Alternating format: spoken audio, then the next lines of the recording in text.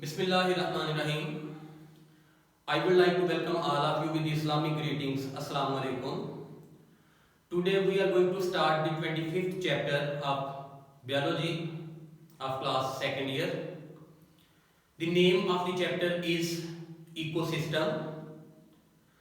So let's start with the basic definitions. Before we discuss the term ecosystem, we should be well aware about some basic terms, that is environment, biotic component of environment, abiotic component of environment. Then we will be able to understand the ecosystem. So if we talk about the environment, what is the definition? Remember it that all the things surrounding a particular thing is the environment of that particular thing. It was a generalized definition of environment of anything.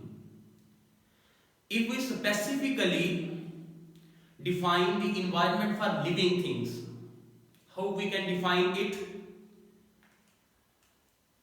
Everything surrounding a particular living thing is called the environment of that particular living thing. For example, I am a living thing and all the things which are surrounding me, they collectively form my environment. Similarly, all the things which are surrounding you, they form your environment. And if we analyze the environment of a living thing, we will come to know that there are two types of factors present in the environment of anything. They may be living factor or they may be non-living factor.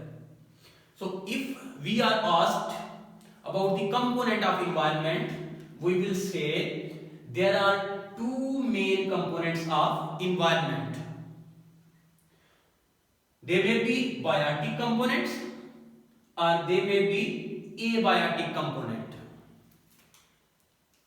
If you analyze your own environment, you will see that many plants, animals, fungi and microbes, you are surrounded by them.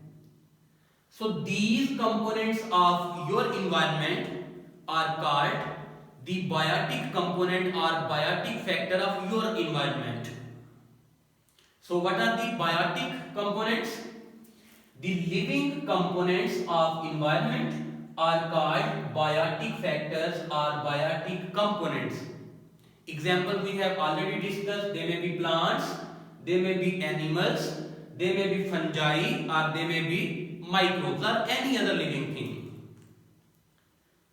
If we talk about the abiotic component, these are the non-living component of the environment. For example, you are being surrounded by the air, temperature, light, water, soil and whole of the universe, which is non-living in nature. These are the non-living component of your environment. So we can define the non-living factors of environment are called abiotic factors or abiotic component of the environment. For example, if you analyze the diagram, you will see light is the environment of these things and it is a non-living component. Similarly, if you talk about the air, these living things, they are surrounded by air. Air is the component of their environment and air is non-living. Similarly, temperature, soil, water, all of them, they are abiotic component of the environment of these things.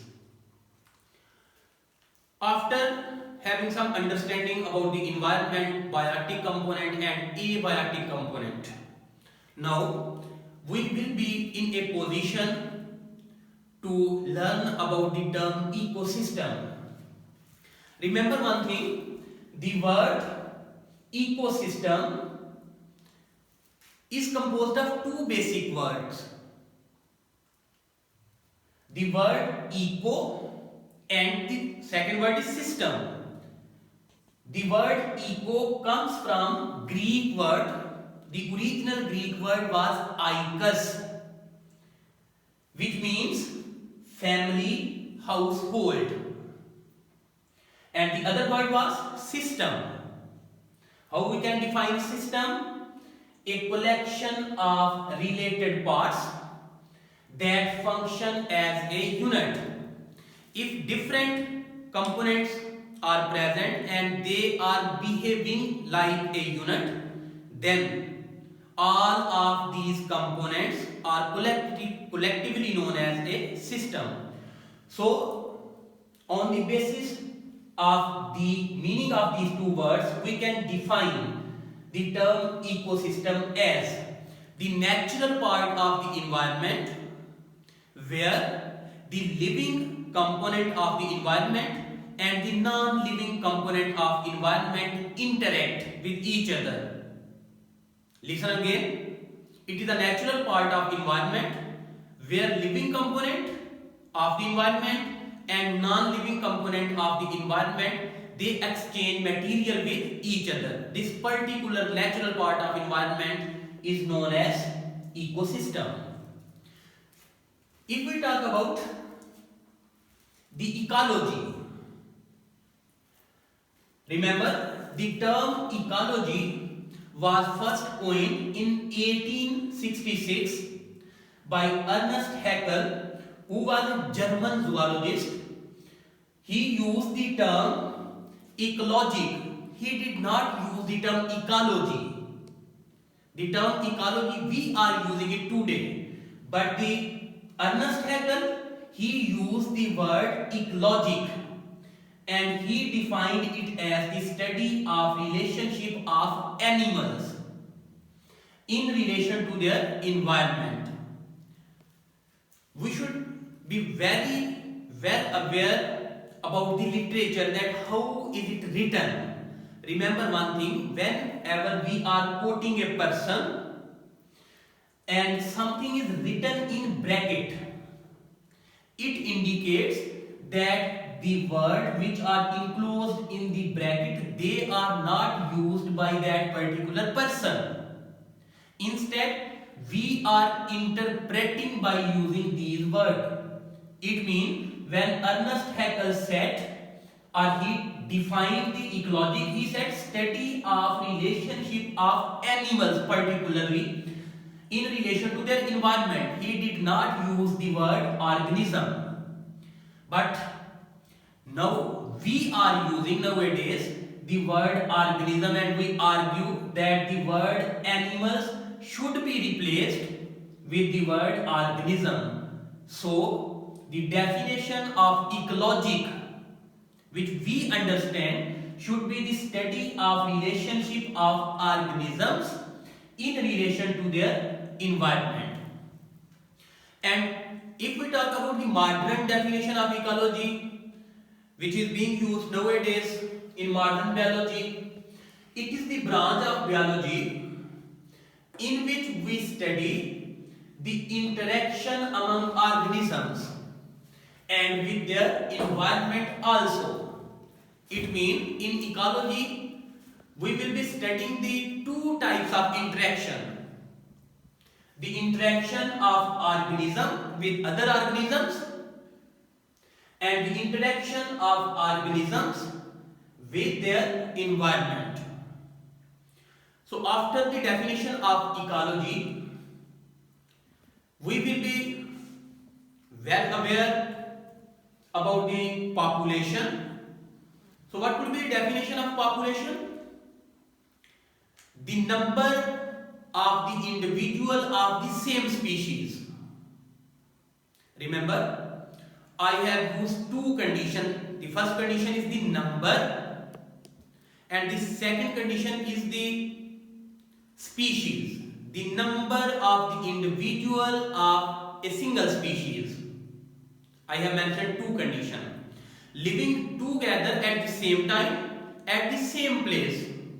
So again, I use two conditions. the time as well as the place. So whenever we are asked about the population, we must have to write 4 conditions in our definition. And whenever we are giving the example of population, we should also mention these 4 conditions. If anyone is missing, there will be deficiency in our definition and our number will be cut. So population is the number of organisms of the same species living together at the same time at the same place. So first condition is number of organisms. Second condition, we should mention the species. The third condition is the time, and the fourth condition is place. For example, I say that in 1996 the human population in Pakistan was 6 billion. It is clear from my statement that I have fulfilled all 4 conditions which we were using in the definition of population. When I say in 1996, then I mentioned the time. When I said in Pakistan, then I was talking about the area, place. When I said human being, human population, I was mentioning the species. And when I said 6 billion, it was the number of the individual of human. So keep in mind, all the 4 conditions must be fulfilled. So the next point is whether these populations are capable enough to live independently. If you will analyze deeply, you will come to know that population cannot live alone, or they cannot spend their lives independently. That is why I have written populations of different species, they do not live alone or they do not live independently. So if they do not live independently, then what they do? Some population compete with other population. So they are not living independently. We are well aware that the resources of environment are limited. Every population wants to get the maximum resources from its environment, and for that purpose he competes with the member of the same species as well as with the members of the other species. And if we want to define the competition, it is a struggle in order to attain a common source. The struggle in order to attain a common source is known as competition. So population of different types, they compete with each other for the limited resources which are present in the environment. What kind of the resources they may be? It may be food, it may be water, it may be shelter or space or any other resource. However, in some cases, the populations of different species, they live together symbiotically. They are not competing with each other, rather they are living together and mutually benefiting to each other. For example, the bacteria which are living in the root nodules of some vascular plant, both of them, they are living together and they are mutually benefiting each other. For example, plant is getting the benefit because bacteria fix the nitrogen and provide the plant with that nitrogen, which plant cannot get directly from its environment. Similarly, plant manufacture the food with the help of photosynthesis and provide it to the bacteria. So both the members, they are mutually getting benefit from each other. That is why I have written, in some cases one population can live with other symbiotically, and some population may mutually benefit to each other.